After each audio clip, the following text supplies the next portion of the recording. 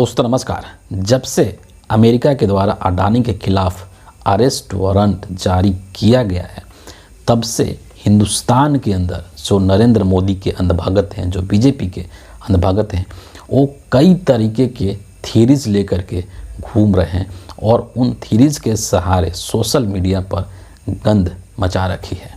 कई तरीके के थ्योरी लेकर के घूम रहे हैं और उसी में से एक थ्योरी जो अंधभक्त दे रहे हैं, उनका ये कहना है कि ये सब जो चीज़ है, यानी कि अमेरिका ने जो अरेस्ट वारंट जारी किया है अडानी के खिलाफ और ये सब जो चीज़ें चल रही है, इन सब के पीछे कांग्रेस पार्टी है, राहुल गांधी है। ये सब जो चीज़ है और राहुल गांधी इसलिए करवा रहे हैं ताकि नरेंद्र मोदी को और अडानी को बदनाम किया जा सके और भारत को की जो आर्थिक प्रगति है उसको रोका जा सके। लेकिन यहाँ पर ये बात मैं क्लियर कर देना चाहता हूँ कि अमेरिका ने जो अरेस्ट वारंट जारी किया है वो तो किया ही है। दुनिया के कई सारे ऐसे देश हैं जहाँ पर अडानी के खिलाफ लोगों में असंतोष है, नाराज़गी है और लोगों ने अडानी के खिलाफ आंदोलन भी किया है। ऐसे कई देशों के एग्जाम्पल यहाँ पर मैं आपके सामने आज रखने वाला हूँ। अमेरिका में जो आरोप लगे हैं अडानी के ऊपर, वो तो है ही किस तरीके से अडानी ने अमेरिका के अंदर वहाँ के लोगों के साथ, वहाँ के जो निवेशक हैं उनके साथ धोखाधड़ी की है और किस तरीके से हिंदुस्तान में रिश्वतखोरी की है, घूस देने का काम किया है। यानी कि रिश्वतखोरी और धोखाधड़ी का आरोप अमेरिका ने तो अडानी के ऊपर लगाया ही है। लेकिन इसके अलावा ऐसे कई कंट्रीज़ और हैं जहाँ पर अडानी को लेकर के लोग बेहद खफा हैं। हम शुरुआत करेंगे जो सबसे लेटेस्ट वाला जो देश है उससे, केन्या।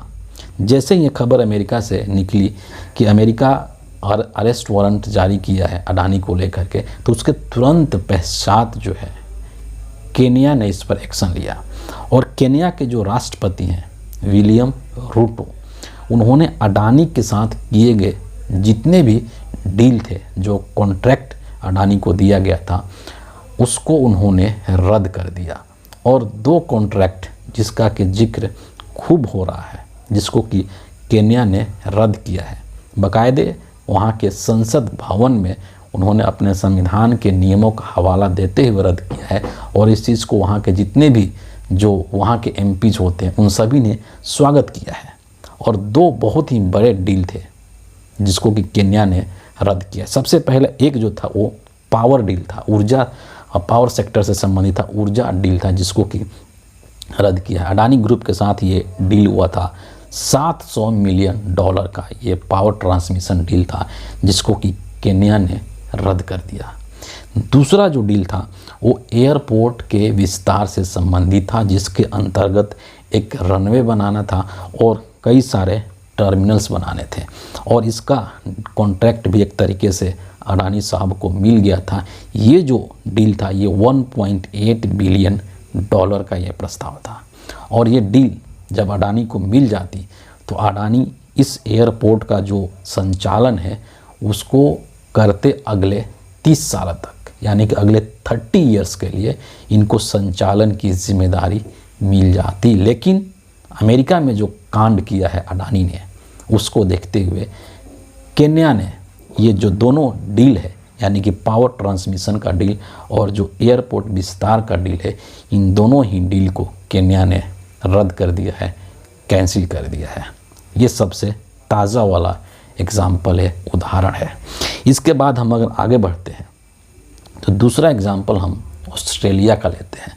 2017 की ये बात है जब ऑस्ट्रेलिया में एक क्वींसलैंड है, क्वींसलैंड के पास में एक करमाइल कोल माइंस है जो कि कहा जाता है कि ऑस्ट्रेलिया का सबसे बड़ा कोल माइंस है और उसका जो डील है वो अडानी जी को दिया गया था। उसका जो कॉन्ट्रैक्ट है माइनिंग का, उसको अडानी जी को दिया गया था और इस चीज़ को लेकर के जो वहाँ के लोग हैं, उस क्षेत्र के जो लोग हैं, वो इसका बहिष्कार कर रहे थे, इसका विरोध कर रहे थे और यहाँ तक कि स्टॉप अडानी नाम का उन्होंने एक प्रोटेस्ट भी किया था, एक आंदोलन भी चलाया था कि जो कि 45 दिन से अधिक दिनों तक चला था और ये क्यों यहाँ के लोग विरोध कर रहे थे?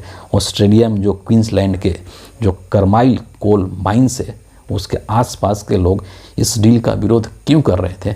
उसका जो मुख्य वजह था वो ये था, इस कॉन्ट्रैक्ट में अडानी साहब जो है वहाँ पर जो पर्यावरण से संबंधित नियम है उन नियमों का पालन नहीं कर रहे थे, उन नियमों का उल्लंघन कर रहे थे। इसलिए लोग विरोध कर रहे थे और स्टॉप अडानी नाम का आंदोलन भी उन्होंने 45 से अधिक दिनों तक चलाया था। नेक्स्ट एग्जाम्पल मैं आपको श्रीलंका का देना चाहता हूँ।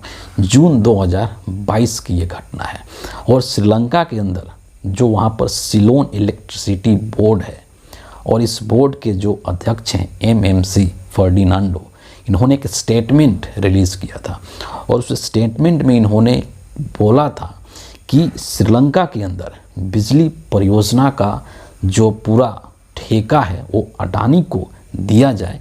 इस चीज़ के लिए भारत के प्रधानमंत्री नरेंद्र मोदी ने श्रीलंका के राष्ट्रपति के ऊपर काफ़ी दबाव बनाया था। सोचिए आप, और इतना ही नहीं, बांग्लादेश के अंदर भी बिजली सौदे को लेकर के जांच चल रही है। मतलब क्या है कि जो तमाम देश हैं, चाहे वो अमेरिका हो, केन्या हो, ऑस्ट्रेलिया हो या फिर श्रीलंका हो या फिर बांग्लादेश हो, इन तमाम जगहों पर और न जाने कितने कंट्रीज़ हैं जहां पर लोग अडानी के डील को लेकर के, इनके कॉन्ट्रैक्ट को लेकर के, इनके ठेके को लेकर के लोग विरोध जताते रहे हैं और उससे अपनी नाराज़गी और असंतोष जाहिर करते रहे हैं। एक चीज़ यहाँ पर जान लेना बेहद ज़रूरी है कि आज के समय में, पहले ऐसा होता था कि जब कोई भी प्रधानमंत्री विदेशी दौरे पर जाता था तो उसके साथ में पत्रकारों की एक पूरी टोली जाती थी और जो भी उस देश के साथ डील होते थे, जो समझौते होते थे, वो सब कुछ खुला होता था। पत्रकार उसको कवर करते थे और फिर उसको बताते थे कि हाँ, इन दोनों देशों के बीच में ये इन चीज़ों को लेकर के समझौता हुआ है। लेकिन जब से नरेंद्र मोदी प्रधानमंत्री बने हैं, इन्होंने इस परंपरा को ही ख़त्म कर दिया है। नरेंद्र मोदी किसी भी पत्रकार को लेकर के विदेश नहीं जाते, बल्कि अडानी को लेकर के विदेश जाते हैं। और नरेंद्र मोदी के ऊपर ये भी आरोप लगता रहा है और इसमें काफ़ी सच्चाई है कि नरेंद्र मोदी किसी भी देश में जाते हैं तो वहाँ पर सिर्फ एक ही उद्देश्य के साथ जाते हैं कि किस तरीके से वहाँ पर अडानी को कॉन्ट्रैक्ट दिलवाया जाए, किस तरह से अडानी को वहाँ पर ठेका दिलवाया जाए। और उसको ठेका दिलाने के लिए अडानी को ये वहाँ की सरकारों पर दबाव भी बनाते हैं, जैसा कि श्रीलंका की घटना में हमें देखने को मिलता है।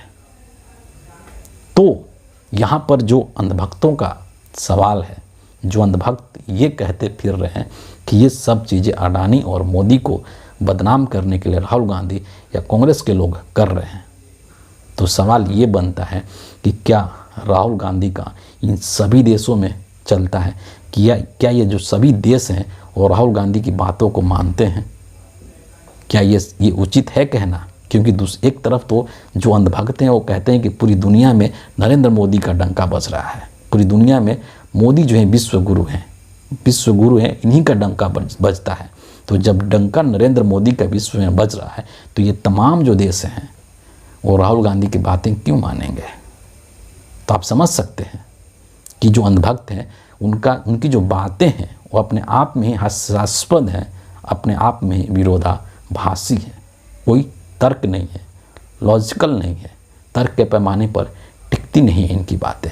और इसीलिए जिस तरीके के लॉजिक ये बोल रहे हैं अंधभगत लोग, उसके हिसाब से तो बल्कि ये कहा जाना चाहिए कि दुनिया में राहुल गांधी का डंका बज रहा है, न कि नरेंद्र मोदी का। लेकिन ये तो अंधभगत हैं, ये तो कुछ भी कह सकते हैं। इनकी जो सोचने समझने और तर्क करने की जो शक्ति है वो छीन हो चुकी है, वो ख़त्म हो चुकी है। तो ये सब जो चीज़ें हो रही हैं, इससे न सिर्फ अडानी को, व्यापारिक तौर पर अडानी को तो नुकसान है ही, लेकिन उससे कहीं ज़्यादा हमारे देश को नुकसान है। क्योंकि इनका जो विस्तार है अडानी का पूरी दुनिया में, उस पर एक ब्रेक तो ले गए, वैश्विक जो विस्तार है उस पर एक ब्रेक तो ले गए, लेकिन साथ ही साथ जो भारत का जो व्यापारिक गतिविधि है दूसरे देशों के साथ, उसको भी हानि हो सकती है, उसको भी नुकसान पहुंच सकता है, और वो नुकसान अडानी के हुए नुकसान से ज़्यादा बड़ा है। यानी कि यहाँ पर एक चीज़ और निकल करके सामने आता है कि अडानी को आगे बढ़ाने के लिए नरेंद्र मोदी ने इस देश के साथ कॉम्प्रोमाइज़ किया है। इस देश की जो क्रेडिबिलिटी है, इस देश का जो व्यापारिक साख है, उसके साथ कहीं ना कहीं नरेंद्र मोदी ने कॉम्प्रोमाइज़ किया है। और इसीलिए इस पूरे मामले की जांच नरेंद्र मोदी नहीं करवाना चाहते हैं, क्योंकि नरेंद्र मोदी को ये पता है कि जब अडानी के मामले की जांच होगी, अडानी जब गिरफ्तार होते हैं और इस मामले की जांच होगी, तो अडानी तो इस देश के सामने नंगा होगा ही होगा, नरेंद्र मोदी भी इस देश के सामने नंगा हो जाएंगे। इसी बात का डर मोदी को है, और इसीलिए नरेंद्र मोदी जो है इस मामले को दबा करके रखना चाहते हैं, इस मामले का खुलासा नहीं होने देना चाहते हैं। लेकिन कहते हैं ना कि बकरे की माँ कब तक खैर मनाएगी, एक ना एक दिन तो खुलासा होगा ही, और जो सच है वो न सिर्फ देश के सामने बल्कि पूरी दुनिया के सामने आकर के रहेगा। फिलहाल इस वीडियो के लिए इतना ही है। आप सभी का बहुत बहुत धन्यवाद।